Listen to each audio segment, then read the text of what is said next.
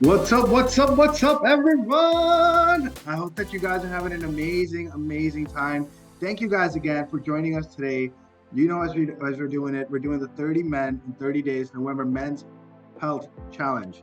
So we're going to bring you guys 30 men, 30 days, and we're going to be providing you guys a little challenge, a little something to go and learn from, a little bit of insight for you guys to grow from, hopefully with each one of these videos. So as you guys know, my name is Gurpreet Singh.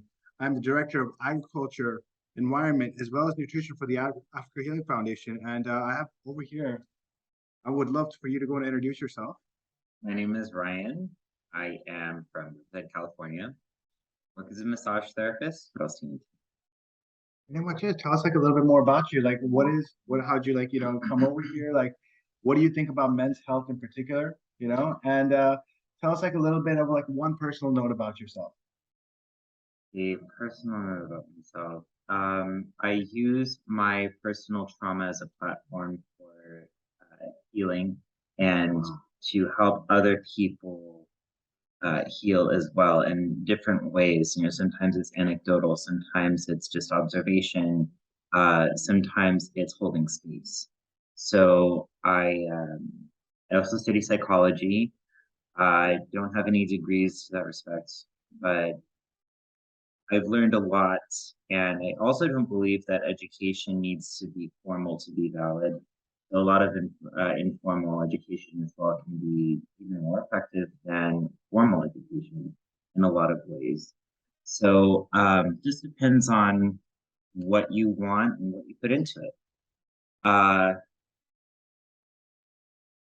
About men's health, probably the most common recurring thing, and this is because I'm like based in America, right? California specifically. Cali Pride. So gotta be fast. Also, shout out to Pachapa, the native term for the site is known as Pachapa before it was colonized. Wow.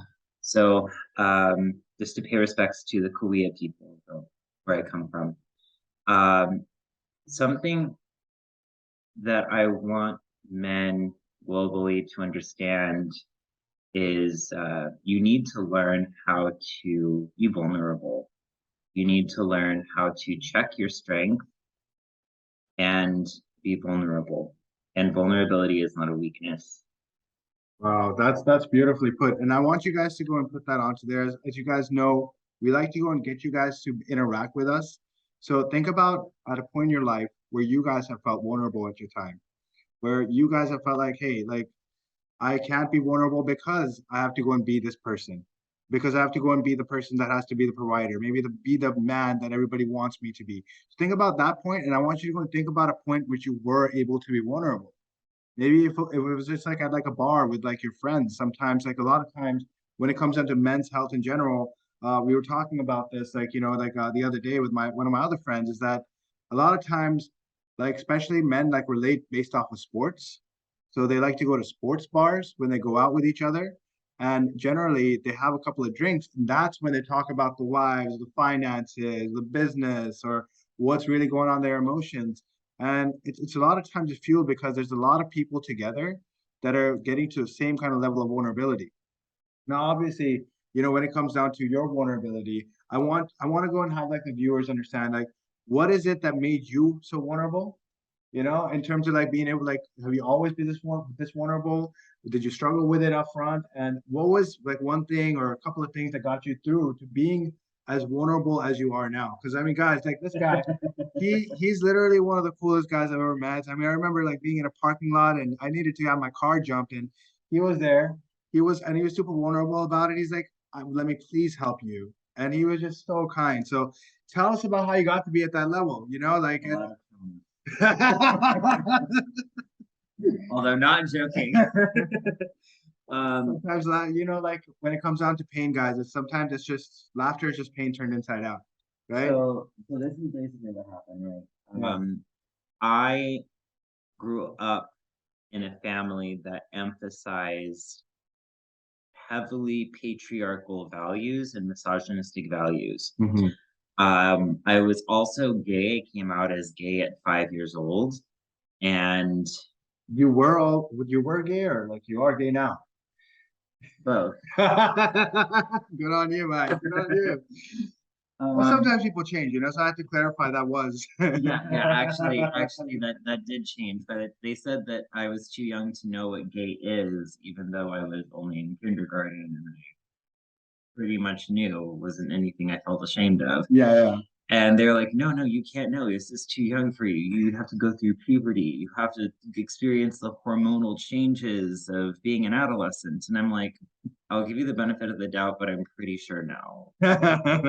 So last I checked, they were right.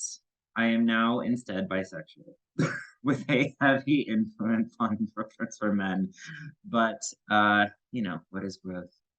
So Really. I mean, like sometimes we don't know at like an early age as to exactly what we want to pursue or like what we experience in terms of our emotions or the meanings that we give to it in life. So I'm so glad that you were able to go and find that, first of all. So let's go and talk about like how you were able to go ahead and overcome at a certain point being unvulnerable, like you're not being able to openly express yourself, like from like the age of 5. Well, I never really had an issue with expressing myself. Oh, It was okay. that when I did express myself, people told me to keep it in, to keep it to myself. But again, because of my temperament, because of my demeanor, the way that I presented, especially when I was in grade school, I was much more on the feminine side, if you can say that. And I didn't understand bonding with my male peers because I thought that they just like to play tricks on each other and they were kind of backstabby, ruthless, unless, they were getting something out of you that was enjoyable for them. Some of them were kind of hypocritical and unforgiving. So I learned to not bond with men, and a big influence for that, actually, even though this was peer based, was with my father. He was very hypermasculine, and I associated this with what I was groomed to be as a male, and I wanted nothing to do with that. So I distanced myself from my male peers as well, thinking that they were also going for this hyper masculine um, presentation of what it is to be a man. And I didn't want anything to do with that. Um, I also got teased a lot, in a very butt of jokes, things at my expense kind of thing. And I was like, I mean, at least they're upfront about it, but I don't need this in my life. I'm 7 years old. I don't need to deal with this. Wow, that's young. So I bonded more with girls, my peers that were girls, because if they were going to do something, they were going to be more covert. And it was kind of somewhat subtle, but you could see it build. So I was It's like, a planned process, huh? Very strategic. And I was like, okay, I can get down with this. But also, 2 years period of time, I'm gonna finally get that teddy bear back. there was a twofold thing to how they did it. They did it with being vulnerable, like sharing their thoughts, sharing their feelings.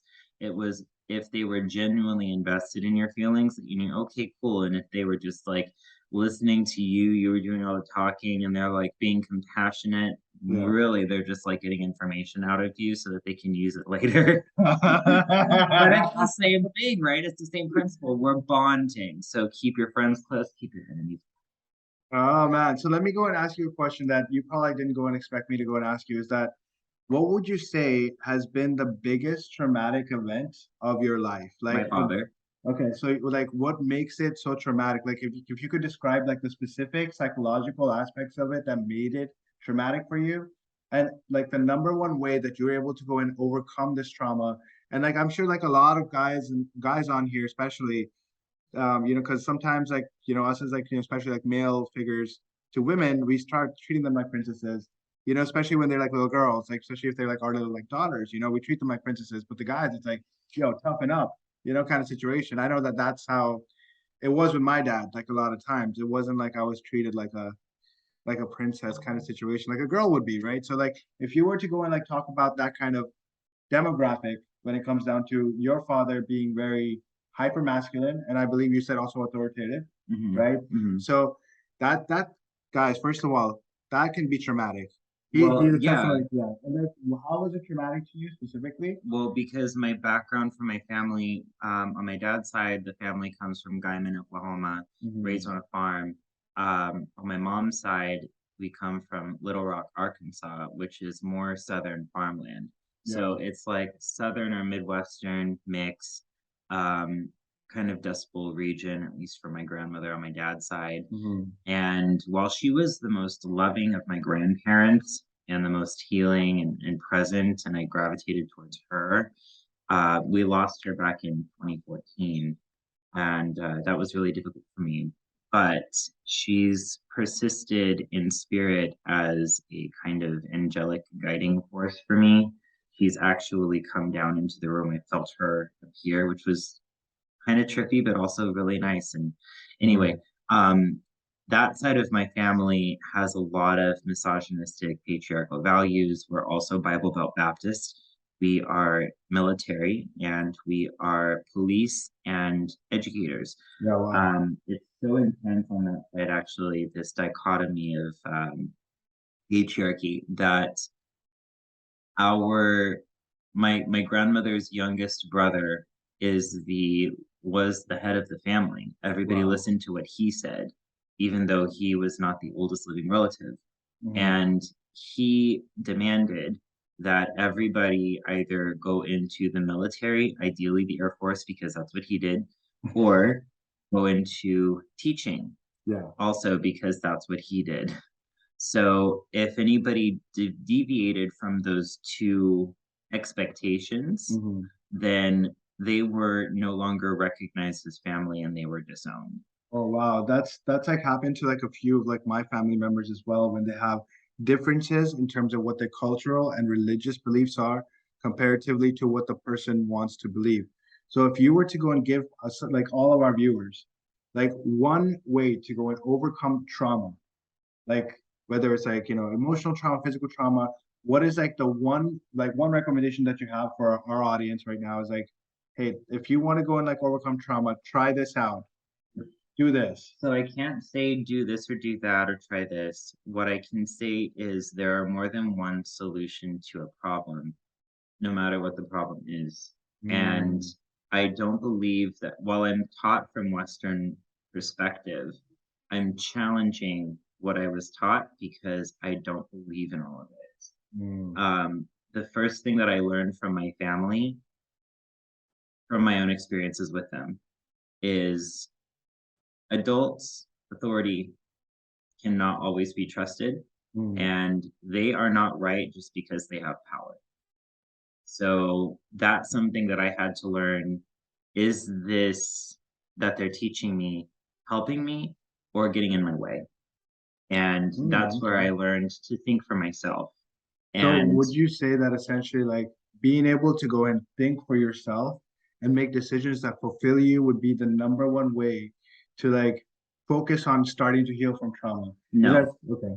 I think that that has a big part to do with it, but it's the precursor. It's the What I precursor. think, Okay. what I think helps me is one, by default, my temperament, I challenge everything that I learn Okay. because I that's my way of making sense of it. It's not to be disrespectful, it's not to be difficult.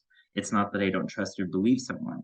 It's that I have to challenge it the way that babies have to put things in their mouths to understand what it is that I'm dealing with and how it works and how it feels and what can be done with it. Because the way that I think is divergent. I think, what can I do with something instead of what is something used for?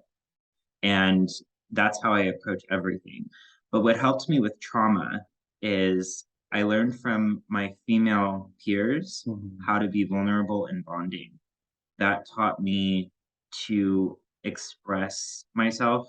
What provoked me to be so zealous about sharing personal things and being vulnerable in the process is because my family taught me that I was a criminal for nonsense stuff. Um, I was not allowed to shower on my own. For instance, I was given plastic cups with liquid detergent or soap and shampoo and conditioner, and they would observe me. And I was 13, 14 years old at the time. And this was because this stemmed from a lie that I told at 7 years old. I was visiting a family friend. His mom gave us gum, and I took that. Then my stepmother caught me, and I had lied about it, so she made me return it when you stick and apologize.